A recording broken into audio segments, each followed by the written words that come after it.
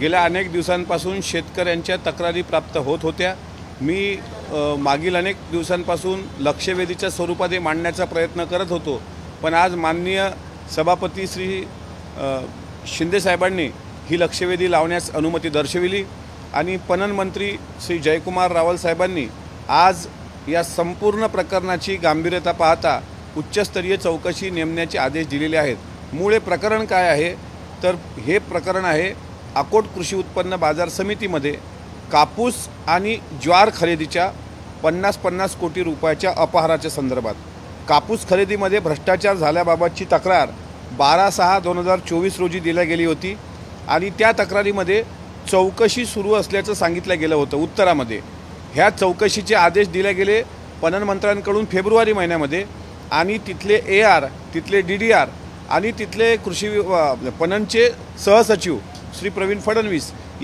आता isakal.com आहे देशातील नंबर 1 ची मराठी न्यूज वेबसाईट। प्रत्येक अपडेटसाठी isakal.com ला नक्की भेट द्या। यांनी हा विषय साधारणपणे जून महिन्यामध्ये त्याचं उत्तर दिलं। फेब्रुवारी महिन्यामध्ये पराठीचा पेरा बंद होतो आणि जून महिन्यामध्ये पराठी शेतकऱ्याच्या घरात कापूस नसतो। या 4 महिन्यात त्यांनी त्रोटक अहवाल सादर केला आणि या अहवालाच्या वेळेस DDR, AR, अकोट आणि अकोला यांनी थातूरमातूर चौकशी करून नागरी सेवा नियमांचा भंग केला होता। 1 वर्ष उलटून गेल्यावरही साधी चौकशी त्यावर नव्हती। पणन मंत्र्यांना आदेश दिल्यावरही चौकशीची कारवाई झाली नाही। तत्कालीन मुख्यमंत्री एकनाथराव शिंदे साहेबांनी सुद्धा आदेश दिल्यावर DDR, AR आणि निबंधक यांनी कुठलीही कारवाई केली नाही। त्यामुळे यामध्ये मोठ्या प्रमाणात भ्रष्टाचार झाला आणि अनेकांचे हात ओले असल्याची शंका उत्पन्न व्हायला जागा झाली। म्हणून मी माननीय पणन मंत्र्यांना याबाबत सत्यता काय ते दाखवली। पणन मंत्र्यांना ज्यावेळेस लक्षवेधी मांडली गेली त्यावेळेस उत्तर देणाऱ्यांनी सुद्धा चुकीची उत्तरं अधिकाऱ्यांकडून प्राप्त झाली।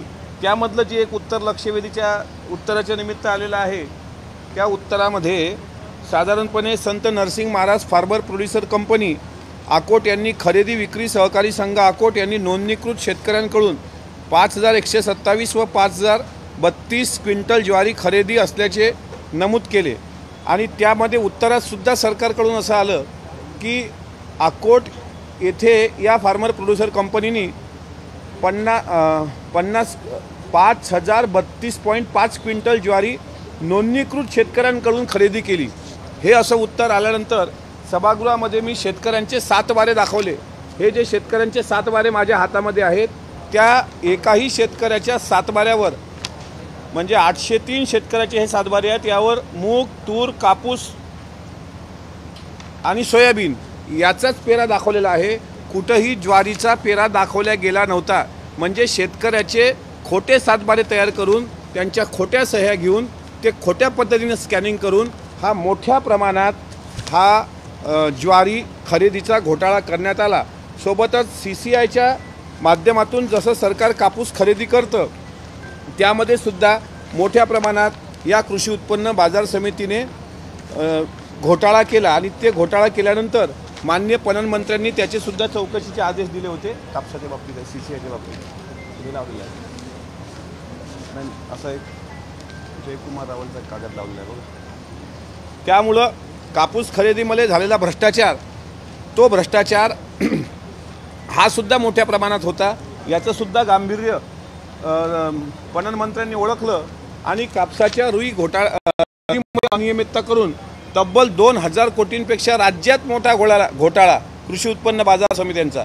कृषी उत्पन्न बाजार समित्या ह्या महाराष्ट्राच्या शेतकऱ्याचा आर्थिक कणा असतात, पण अकोला जिल्ह्यातील अकोट तालुक्यात हा इतका मुजोरडे आणि माजरपणा म्हणजे सरकारला हाताशी धरून अधिकाऱ्यांना हाताशी धरून जाणीवपूर्वक शेतकऱ्यांचं शोषण केलं गेलं आणि शोषण करून रुई घोटाळा सुद्धा मोठ्या प्रमाणात झाला। आता रुई घोटाळा नेमका काय प्रकार आहे? 1 क्विंटल कापसामध्ये प्रत्यक्षात रुईचं प्रमाण हे 38 किलो असतं। जिनिंग धारकांनी CCIकडे कापसातील रुईचे प्रमाण हे 32.5 किलो दाखवलं। अफरातफर झालेल्या रुईचे प्रमाण 5.5 किलो प्रति क्विंटलचं। 1 किलो रुईची बाजारभावाने किंमत 155 रुपये प्रति किलो। 1 क्विंटल मागे अफरातफर झालेल्या रुईची किंमत 852 रुपये।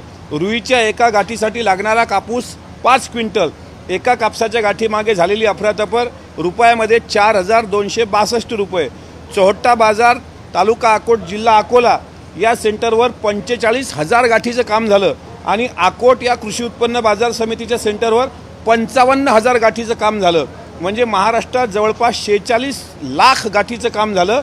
आणि रुईच्या प्रमाणामध्ये दाखविण्यात आलेल्या तफावा व्यतिरिक्त वेस्टेज, टॅरेज, गुणवत्ता, सुरळीत विक्री यामध्ये मोठ्या प्रमाणात अफरातफर झाली आणि त्यामुळे हा घोटाळा 2,000 कोटीपेक्षा जास्त घोटाळा. त्यामुळे माननीय पणन मंत्र्यांनी याची गांभीर्यानं दखल घेतली. उच्चस्तरीय समिती लावावी अशी विनंती केल्यानंतर त्यांनी होकार दिला. जे भ्रष्ट अधिकारी आहेत, ज्यांनी चुकीची उत्तरं दिले, त्यांच्यावर गुन्हे दाखल करण्यासंदर्भात पण चौकशी अंती त्यांनी आदेश देण्याचं कबूल केलं.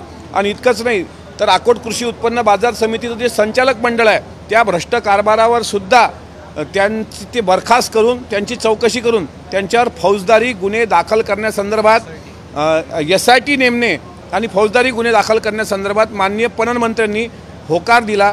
त्याबद्दल मी महायुती सरकारचं मनापासून आभार मानतो. हे सरकार शेतकऱ्याच्या पाठीशी आहे. शेतकऱ्याची पिळवणूक करणारी ही जी ढेकणं आहेत यांना त्यांची मस्ती उतरवल्याशिवाय हे सरकार शांत बसणार नाही. मी सरकारचे मनापासून आभार आणि पणन मंत्र्यांचे सुद्धा मी मनापासून आभार मानतो. मेटकरी साहेब, एक प्रश्न आहे की उद्या सभागृहात खरं तर महाराष्ट्र विशेष जनसुरक्षा विधेयक हे मंजुरीला त्या पटलावर येऊ शकतं आणि त्यावरती चर्चा होऊ शकते. मात्र विरोधकांकडनं जोरदार टीका होते की हे नागरिकांच्या हिताचं विधेयक नाही आहे. त्याकडे आपलं लक्ष कसं वेधतं आपण? जनसुरक्षा विधेयकासंदर्भात आपण पत्रकार बांधवांनी वेगवेगळ्या चॅनलवर त्यातली सत्यता, त्यातले बारकावे, त्यातले पॉझिटिव्ह निगेटिव्ह पॉईंट सांगितलेले आहेत. जनसुरक्षा विधेयक मी अद्यापही वाचलेलं नाही. उद्या सभागृहामध्ये जर ते आलं तर ते विधेयक वाचल्यावर आम्ही आमची मतं नोंदवू आणि सरकारला जर त्यामध्ये नागरिकांच्या दृष्टीनं काही असुरक्षिततेची भावना किंवा नागरिकांच्या दृष्टीने अहिताचं बिल असेल तर त्यामध्ये निश्चितच सरकारनं सुधारणा करण्याकरता आम्ही ते सुचवू शकतो. अद्याप बिल आलेलं नाही.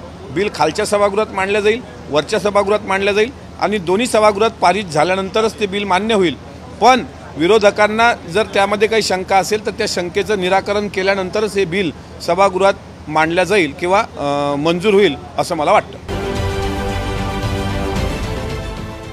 देश विदेशातील प्रत्येक घडामोडींचे लाईव्ह अपडेट मिळवण्यासाठी आता साम टीव्हीच्या सर्व सोशल मीडिया प्लॅटफॉर्मला लाईक, फॉलो आणि सबस्क्राईब करा. तसंच सर्व नोटिफिकेशनसाठी बेल आयकॉन प्रेस करायला विसरू नका.